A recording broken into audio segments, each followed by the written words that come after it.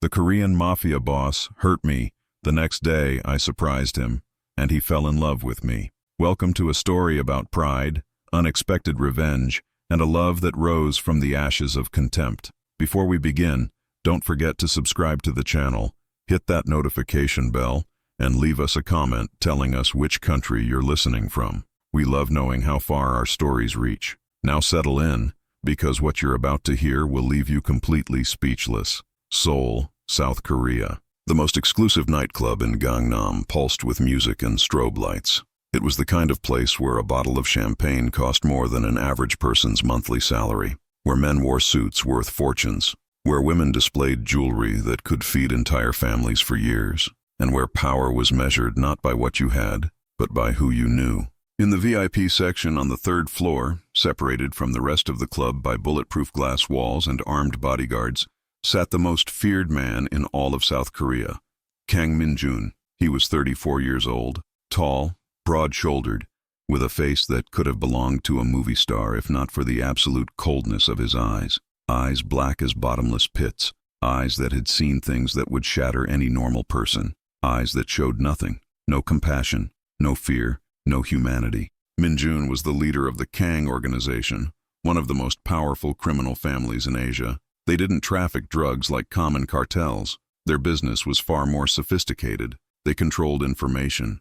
They manipulated politicians like puppets. They owned judges, prosecutors, journalists. They held secrets that could destroy careers, marriages, entire governments. And Min-jun was the brain behind everything. He had inherited the empire at 26, when his father died in an accident that everyone knew had been a murder ordered by a rival family. Those responsible were found dead 3 months later, every single one of them, including their adult children. Since then, no one dared challenge Kang Min-jun. No one. That night, Min-jun was in a foul mood. An important deal had fallen through. A politician who should have cooperated had refused. And to make matters worse, his chronic headaches had returned with a vengeance. He drank whiskey alone, ignoring the women trying to catch his attention, ignoring his subordinates waiting for orders, ignoring everything except the dull rage burning inside him. That's when he saw her. She was at the bar on the lower level, visible through the glass of the VIP section. It was impossible not to notice her, not because she was the most beautiful woman in the club. There were taller women, with more expensive dresses, with more perfect surgeries, but she had something different, something that made Min-jun stop mid-sip. She was black. Her skin was a deep chocolate tone, gleaming under the club lights. Her hair was styled in long braids that fell down her back, and her smile was like sunrise after a storm, luminous, warm, real. In a place where everyone pretended, where every smile was calculated and every gesture measured, she laughed with genuine joy. She was with a group of people, clearly foreigners, probably tourists or expatriate workers. She spoke animatedly, gesturing with her hands, making her companions laugh. Min-jun couldn't look away, and that infuriated him. Who was this woman who dared capture his attention? Who was she to shine like that in his territory? The whiskey and his bad mood formed a dangerous combination in his blood. Before he knew what he was doing, Min-jun stood up and descended the stairs to the main level. His bodyguards followed immediately, confused but alert. Mr. Park, his right-hand man, tried to stop him. "Mr. Kang, is everything all right?" Min-jun didn't answer. He walked directly toward the bar, toward her. Amara Okonkwo had no idea her life was about to change. She was 28 years old and had been living in Seoul for exactly 3 months. She was a doctor. She had graduated with honors from the University of Lagos in Nigeria, and then completed a specialization in pediatric surgery at Johns Hopkins in the United States. Now she worked at Seoul International Hospital, one of the most prestigious in Asia. She had come to Korea for a job offer she couldn't refuse, an incredible salary, the opportunity to work with cutting-edge medical technology, and the adventure of living in a country completely different from her own. That night, she had gone out with her hospital colleagues to celebrate a successful case. They had saved a 5-year-old boy with a congenital heart malformation that other hospitals had declared inoperable. Amara had led the surgery, 14 hours in the operating room, but the boy would live, and that deserved a celebration. She was laughing at a bad joke her American colleague David had told when she felt someone stop behind her, a heavy presence, threatening. She turned around and found herself face to face with the most intimidating man she had ever seen in her life. He was tall, incredibly handsome in a dark and dangerous way, but there was something in his eyes that sent a chill down her spine. Something empty, something broken. "You," he said in English, with a marked accent but understandable. "Me?" Amara raised an eyebrow, more confused than scared. "Who are you? Why are you here?" The question was absurd. She was in a public club. She had every right to be there. "Excuse me, do we know each other?" she asked in a polite but firm tone. The man took another step closer, too close, invading her personal space in a way that made her colleagues tense up. "I don't like being ignored," he said in a low, dangerous voice. "I've been watching you from above." "And you were acting like you didn't know I was there?" Amara blinked, genuinely confused. "Watching me? From where?" "Sir, I have no idea who you are." Something changed in the man's face. A spark of fury, of disbelief. "You don't know who I am?"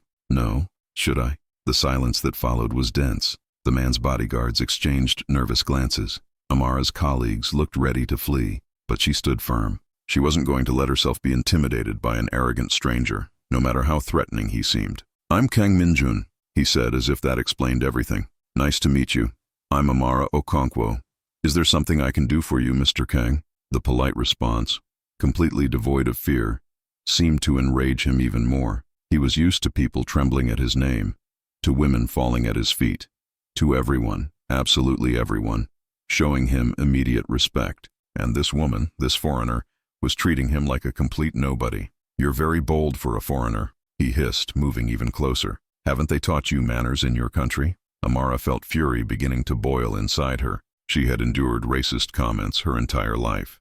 In Nigeria, for being from a different tribe. In the United States, for being black. And now here, in Korea, where being different made her a constant target of stares, whispers, and comments. But never, ever had she let it break her. "Mr. Kang, I don't know who you think you are, but where I come from, invading a woman's personal space and speaking to her that way is considered extremely rude. So I suggest you take a step back and let me enjoy my night in peace." The club seemed to hold its breath. No one talked to Kang Minjun like that. No one. And then it happened. Minjun, blinded by fury and whiskey, raised his hand. The blow was quick, a violent shove that sent Amara stumbling backward. She tripped over a stool and fell to the floor. Her dress tore, her knee hit the ground hard, and her wineglass spilled all over her clothes. The silence was absolute. David, her American colleague, tried to intervene, but the bodyguards blocked him immediately. "Don't you dare speak to me like that again," Minjun said, looking down at her with contempt. "You're nobody, a foreigner, a woman. You're nothing in my country. Remember that." And he turned around and left, leaving Amara on the floor, humiliated, furious, and swearing that this man would pay for what he had done. The following night, Amara couldn't sleep. Her knee was bandaged, her pride shattered, but her mind was working at 1,000 miles per hour. She had researched Kang Minjun. What she found horrified her. He was basically untouchable, a criminal who operated in broad daylight because he had half the city in his pocket. Going to the police would be useless. It would probably make things worse. Any normal person would have let it go, would have accepted the humiliation and moved on. But Amara Okonkwo was not a normal person. She had grown up in Lagos, one of the most chaotic and dangerous cities in the world. She had survived things that would have destroyed others. She had built a brilliant career against all odds. She wasn't going to let a thug in an expensive suit stomp on her. "Think, Amara," she told herself as she paced around her apartment. "You can't confront him directly. You can't use the law. What's left?" And then she remembered something her grandmother always told her. Pride is the Achilles heel of powerful men. Wound him in his pride and you'll have him on his knees. A slow smile spread across Amara's face. She wasn't going to get revenge with violence. She wasn't going to drag him to court. She was going to do something much worse. She was going to make him look like a fool in front of the people who mattered most to him. And then she would see how it felt to be humiliated. The hospital where Amara worked had a charity gala scheduled for that week. It was the event of the year. All the rich and powerful of Seoul attended. And according to her research, Kang Min-jun was one of the hospital's main donors. Of course he was. Criminals always laundered their image with philanthropy. Amara began to plan. She spoke with her colleagues. She volunteered to help organize part of the event. And when she discovered there would be a charity auction where attendees could buy a dinner with the hospital's most distinguished doctors, she knew exactly what to do. She made sure to be one of the options. And she made sure the information reached the right ears. The night of the gala, Amara dressed to kill. Not literally, of course. but close. She wore a golden dress that shone like the sun.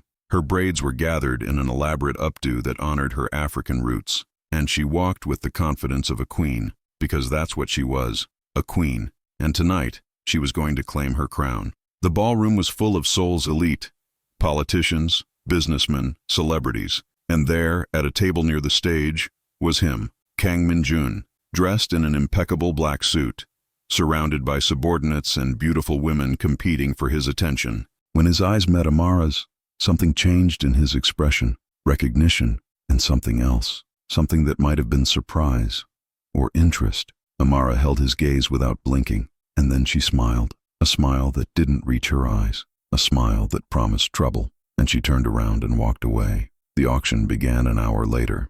The master of ceremonies explained the rules. Attendees could bid for a private dinner with the participating doctors. All the money would go to the hospital's pediatric foundation. When Amara's turn came, the master of ceremonies introduced her with enthusiasm. And now, ladies and gentlemen, we have Dr. Amara Okonkwo, pediatric surgeon, graduated with honors from Johns Hopkins, the brilliant mind behind the surgery that saved little Kim Ji-hoon last week, a case that other hospitals declared impossible. A murmur ran through the room. The boy's story had been in the news. It was a medical miracle, and Amara was responsible for it. The opening bid is 5 million won, the master of ceremonies announced. The bids started coming in. 6 million, 7 million, 10 million. Amara smiled politely, but her eyes searched for only one person, and she found him. Min-jun was watching her with an intensity that would have scared any other woman. But Amara wasn't any other woman. She held his gaze, and then she did something unexpected. She winked at him. A small gesture, almost imperceptible, but enough to make Min-jun tense in his seat. 15 million, someone said. 20 million, another countered, and then a deep voice cut through the air. 100 million won. The silence was absolute. Everyone turned toward the source of the voice. Kang Min-jun, the master of ceremonies, swallowed nervously. 100 million won? Does anyone offer more? No one dared. Sold to Mr. Kang Min-jun for 100 million won. The applause was deafening, but Amara barely heard it. She was too busy enjoying the expression on Min-jun's face. Confusion, irritation, and something else. Something that looked dangerously like fascination. Phase 1 complete. Now came the fun part. 3 days later, Amara received a call. It was Min-jun's assistant, a man named Mr. Park. The dinner is scheduled for tomorrow at 8 p.m. A car will pick you up at your residence. Mr. Kang expects punctuality. The tone was dry, impersonal, as if he were organizing a business meeting instead of a dinner. Understood. Amara responded with equal coldness. I'll be ready. She hung up and smiled. Tomorrow would be a very interesting day. The car that picked her up was a black Rolls-Royce. The driver didn't speak the entire journey. They took her to a private restaurant on the outskirts of Seoul, a place that didn't appear in any tourist guide, that had no sign on the door, that only served one client per night. Amara had researched. A dinner here cost more than her monthly salary. When she entered, she found Min-jun already seated at a table by a window overlooking an illuminated Japanese garden. He was alone. No visible bodyguards, no subordinates, just him. He looked different, less threatening, almost human. But Amara wasn't going to be fooled. Dr. Okonkwo, he said, standing up when she approached. Thank you for coming. I didn't have much choice, did I? You paid 100 million won for this dinner. It would be rude not to attend. A flash of something crossed Min-jun's eyes. Amusement, irritation. It was hard to tell. Please sit down. Amara sat. A waiter appeared out of nowhere and served them water, and then disappeared just as silently. The silence stretched between them, heavy, uncomfortable. Min-jun was the first to speak. I suppose you're wondering why I paid so much for this dinner. Not really. Amara took a calm sip of water. I know exactly why you did it. Oh, really? Yes. Because the other night you publicly humiliated me. And then you discovered I'm not a nobody. That I'm a respected doctor. That I saved a child everyone had given up on. And now you feel guilty? Curious? Threatened? Probably a combination of all three. Min-jun stared at her. His expression was unreadable. You're very direct. Life is too short to beat around the bush, Mr. Kang. Especially when dining with men who assault women in nightclubs. The blow was direct, precise, devastating. Min-jun tensed. About that, yes, it was inappropriate. The words came out as if they physically pained him. I was drunk. I had a bad day. It's not an excuse, but you're right. It's not an excuse. Amara interrupted him. Nothing justifies assaulting a person. Nothing. Another silence. This one longer. Heavier. What do you want from me? Minjun finally asked. An apology? Money? Do you want me to destroy someone for you? Amara laughed. A genuine laugh that lit up her entire face. Destroy someone? My God, what kind of person do you think I am? I don't know. That's why I'm asking. Amara leaned forward. Her golden eyes met his black ones. I don't want your money. I don't want you to destroy anyone. What I want is much simpler and much harder. What? I want you to understand something, Mr. Kang. Something that clearly no one has taught you. And what is that? That your power, your money, your name, none of that gives you the right to treat people like garbage. That being rich doesn't make you better than anyone. That being feared is not the same as being respected. And that the woman you pushed to the floor that night wasn't a nobody. She was a surgeon who saves lives, a daughter who sends money to her mother every month, a sister who is paying for her younger brother's university, a woman who has worked harder than you probably have in your entire life to get where she is. The words came out like bullets, each one finding its target. That's what I want, Mr. Kang. I want the next time you see someone inferior to you, you remember this conversation. Remember that person has a life, a story, dreams and fears. Remember that they deserve dignity, just like you do. The silence that followed was the longest of all.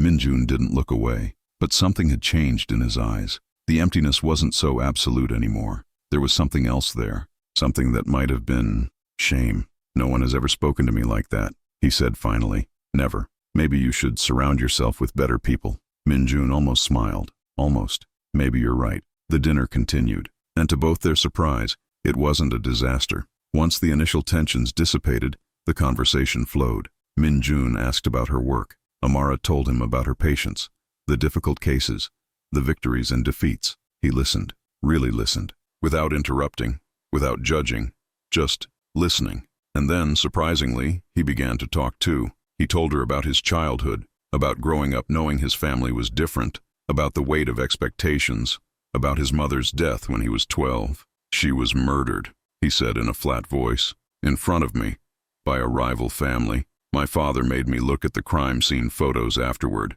He said I needed to understand what the world was really like. Amara felt her heart constrict, not from pity, but from recognition. My father died when I was 8, she said softly. It wasn't violent. It was an illness, but it changed me too. It made me understand that life is fragile, that every day is a gift. You're very different from me, not as much as you think. We both lost someone important very young. We both had to grow up too fast. The difference is what we chose to do with that pain. And what did I choose? To become what hurt you, to perpetuate the cycle. The words were harsh, but necessary. Minjun received them without defending himself. Maybe you're right. I know I'm right. But I also know something else. What? That it's never too late to change. That the past doesn't have to define the future. That even the most lost people can find their way back. Their eyes met, and for a moment, just a moment, Minjun let his mask drop. What Amara saw underneath wasn't a monster. It was a broken man, a wounded child trapped in a criminal's body, someone who desperately needed someone to see him, really see him. Why are you telling me this? He asked in a hoarse voice. Because I think no one else has, and because, despite what you did, I don't think you're irredeemable. You're very generous with someone who threw you to the floor. It's not generosity, it's pragmatism. I've learned that hate only poisons the one who feels it. I'm not going to waste my energy hating you, Mr. Kang, but I'm not going to pretend what you did was okay either. Minjun nodded slowly. You're the most extraordinary person I've ever met. That's because you surround yourself with the wrong people. This time, Minjun did smile. A small smile. Almost imperceptible, but real. Maybe I should change that. The dinner ended past midnight. Minjun insisted on taking her home personally, not in the Rolls-Royce with a driver. He drove a discreet black sedan himself. The journey was silent, but not uncomfortable. When they arrived at Amara's building, she turned to him. Thank you for dinner. It was interesting. Thank you for coming. And for everything you said. Amara nodded and opened the car door, but before getting out, she stopped. Mr. Kang, yes? What I said before, about it never being too late to change, I meant it. And with that, she got out of the car and disappeared into her building. Minjun sat there for a long time, looking at the door through which she had disappeared, feeling something he hadn't felt in years, something that looked dangerously like hope. The following days were strange for Minjun. He couldn't stop thinking about her words, about her laugh, about the way she had looked at him as if she could see through all his masks. His subordinates noticed the change. Mr. Park, his right-hand man, was brave enough to mention it. "Mr. Kang, is everything all right? You've been distracted." "I'm fine." "With respect, sir, you don't seem fine. Since that dinner with the African doctor." "Nigerian." "Pardon?" "She's Nigerian, not African. Africa is a continent with 54 countries. She is specifically from Nigeria." Mr. Park looked at him as if he had grown a second head. Yes, sir, the Nigerian doctor. Do you need us to investigate anything about her?" "No." The answer was immediate. Firm. "Don't investigate her. Don't follow her. Don't touch her. Understood?" "Understood, sir." Mr. Park withdrew, clearly confused, and Min Jun returned to his window, to looking at the city, to thinking about a woman who had achieved the impossible, making him feel something. 2 weeks later, Min Jun made a decision. He was going to see her again. Not for business, not to apologize more, just to see her. He showed up at the hospital unannounced, something he never would have done before. Kang Min Jun didn't go looking for anyone. People came to him. But there he was, standing in the reception of Seoul International Hospital, feeling ridiculously out of place. "Can I help you?" asked the receptionist, clearly nervous to have someone so obviously important in front of her. "I'm looking for Dr. Okonkwo. Amara Okonkwo." The doctor is in surgery right now. It could take several hours. I'll wait." And he waited. 4 hours, sitting in an uncomfortable chair in the waiting room, surrounded by worried families, crying children, and the smell of disinfectant. Mr. Park, who had accompanied him, looked like he was about to have a nervous breakdown. "Mr. Kang, this is very irregular. I can have them call her." "No, I'll wait." And he kept waiting, until finally, the operating room doors opened and Amara came out. She was wearing her surgical scrubs, her hair gathered under a medical cap, her face tired but satisfied. When she saw Min Jun, she stopped dead. "Mr. Kang, Dr. Okonkwo, what are you doing here?" Min Jun stood up. Suddenly all the words he had rehearsed vanished from his mind. "I wanted to see you." Amara raised an eyebrow. "See me?" "Yes." "Why?" That was the million-dollar question. Why? Why couldn't he stop thinking about her? Why did her words echo in his head every night? Why did he feel that something fundamental had changed since he met her? "I don't know," he admitted. "I just know I needed to see you." Amara studied him for a long moment, and then, to both their surprise, she smiled. "You've waited 4 hours?" "Yes." "In an uncomfortable hospital chair?" "Yes." "Surrounded by crying children and worried families?" "Also, yes." Amara laughed, that laugh that had captured his attention the first night. "I'm hungry," she said. "There's a cafeteria on the corner that makes the best kimchi jjigae in Gangnam." "Interested? Are you inviting me to dinner?" "I'm inviting you to soup at a cheap cafeteria. Don't get too excited, Mr. Kang." But there was humor in her voice, and something else, something that might have been interest. "I'd love to," Min Jun said, and for the first time in years he meant it completely. The cafeteria was small, noisy, and smelled of garlic and fermentation. It was exactly the kind of place Kang Min Jun would never go. And yet, sitting across from Amara at a wobbly table, eating spicy soup that made him sweat, he felt more comfortable than he had in years. "So," Amara said between bites, "are you going to really tell me why you came?" "I already told you. I wanted to see you." "That's not a real answer, and we both know it." Min Jun set down his spoon. He looked at her directly. "I haven't been able to stop thinking about you." Amara stopped eating. "Since that dinner. Every night, every day. Your words keep echoing in my head. No one has ever spoken to me like that. No one has ever seen me the way you saw me. And what exactly did I see? I don't know. But whatever it was, no one else has seen it. Everyone sees me as the boss, the monster, the man to be feared. But you looked at me like I was a person, an imperfect human being, someone who can change." Amara was silent for a moment. "And can you change?" "I don't know, but I want to try. And I want you to be there when I try." "Why me?" "Because you're the only person who has made me want to be better." The words hung in the air. Amara looked at him with an intensity that would have made anyone else uncomfortable. But Min Jun held her gaze, naked, vulnerable, for the first time in his life. "This is crazy," she said finally. "I know. You're literally the head of the Mafia. I know. You pushed me to the floor the first time we met. I know that too, and I regret it every day. My friends will think I'm insane. Probably. My mother will kill me if she finds out. I can protect you from anything, except your mother. You're on your own there." Amara laughed. Despite everything, she laughed. "You're terrible." "I know, but I'm trying to improve." Another silence. Longer. More significant. I'm not going to be your redemption, Mr. Kang. I'm not going to fix you or save you. If you want to change, you have to do it for yourself. I know. And if you ever treat me or anyone else the way you treated me that night, I will disappear from your life without looking back. Understood? Understood. And I want you to donate to the hospital's pediatric foundation. Regularly. Not to impress me, but because it's the right thing to do. I will. And I want to meet your dog. Minjun blinked. My dog? I did some research. You have a dog. A Tibetan Mastiff named Bear. They say he's the only living being you treat with affection. How do you know that? I have my sources. Minjun looked at her with renewed admiration. You're terrifying, Dr. Okonkwo. Thank you. Now, do we have a deal? Minjun extended his hand. We have a deal. Amara shook it. Her hand was warm, firm, and it fit perfectly in his. You can call me Amara, she said, and you can call me Minjun. It was the beginning of something neither of them could have predicted. The months that followed were a roller coaster. Minjun began to change, slowly, painfully, but genuinely. He started delegating the darker aspects of his business.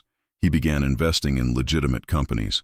He hired a therapist for the first time in his life, and he spent every free moment he had with Amara. She took him to places he never would have visited, street markets where no one recognized him, free clinics where he helped people who had nothing, dinners at her colleagues' homes where Minjun sat uncomfortably but present, trying to learn how to be a normal person. And he took her into his world too. He introduced her to Bear, his dog, who was indeed the only creature he showed unconditional affection to. He showed her his secret collection of ancient Korean poetry. He confessed that he played the piano when no one was listening. Little by little, the layers fell away. The monster became a man. The man became something like a companion. And then, inevitably, something more. The first kiss happened on a rainy night. They were at Amara's apartment after dinner.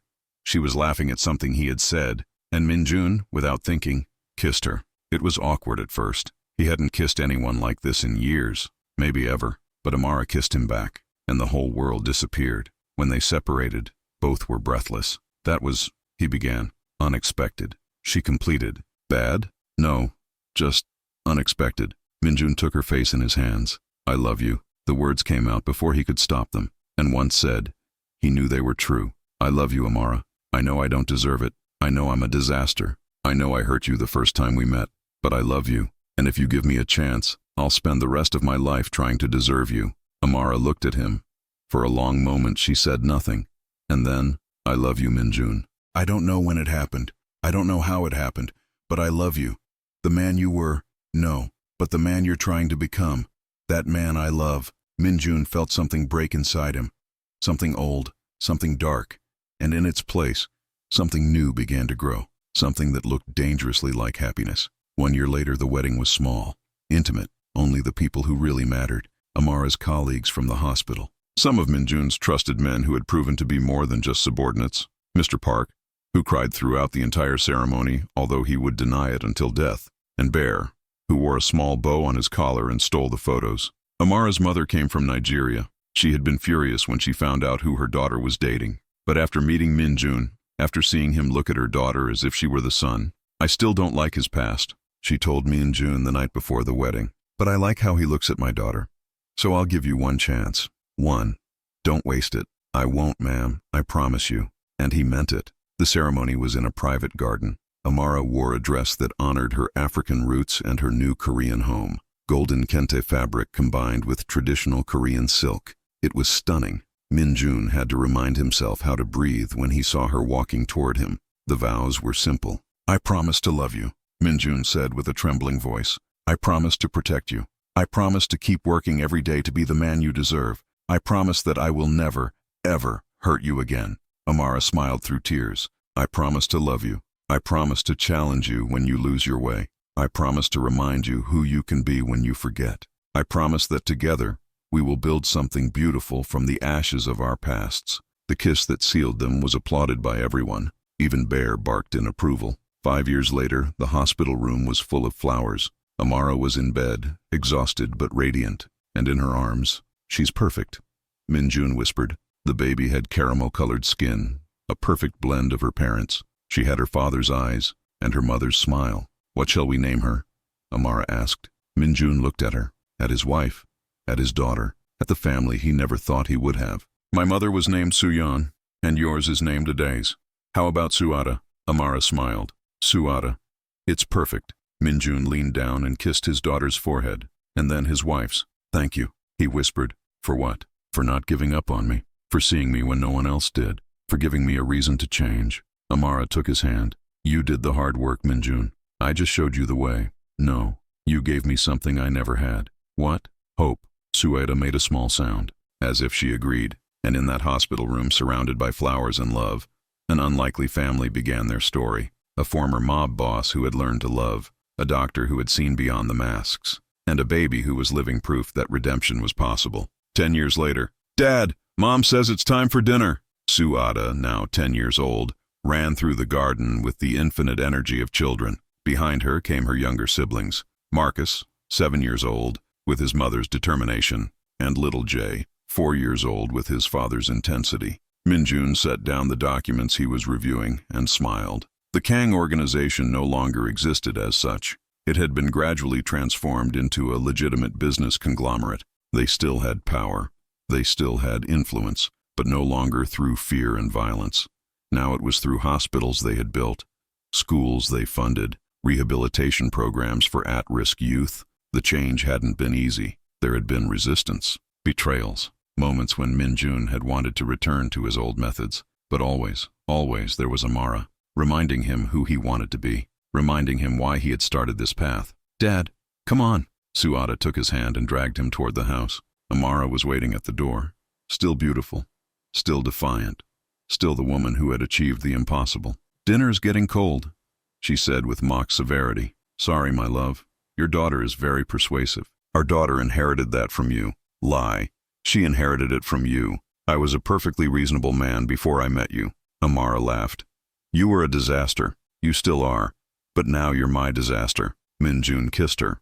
10 years later, he still felt butterflies when he kissed her. I love you, he whispered against her lips. I know. I love you too, even though you're terrible. I am terrible, but I'm improving. You are. Every day. The children protested that their parents were being gross. Bear, now old and slow, barked in solidarity with the children. And in that house full of noise, love, and chaos, Kang Minjun finally understood what it meant to be happy. The end. Love doesn't always begin romantically. Sometimes it begins with conflict, with a mistake, with a wound that needs to heal. But if both people are willing to grow, to change, to see beyond the masks, even the most unlikely stories can have happy endings. What do you think of this story? Do you believe in redemption? Do you believe people can truly change? Leave us your comments and don't forget to subscribe for more stories that will touch your heart. Until next time.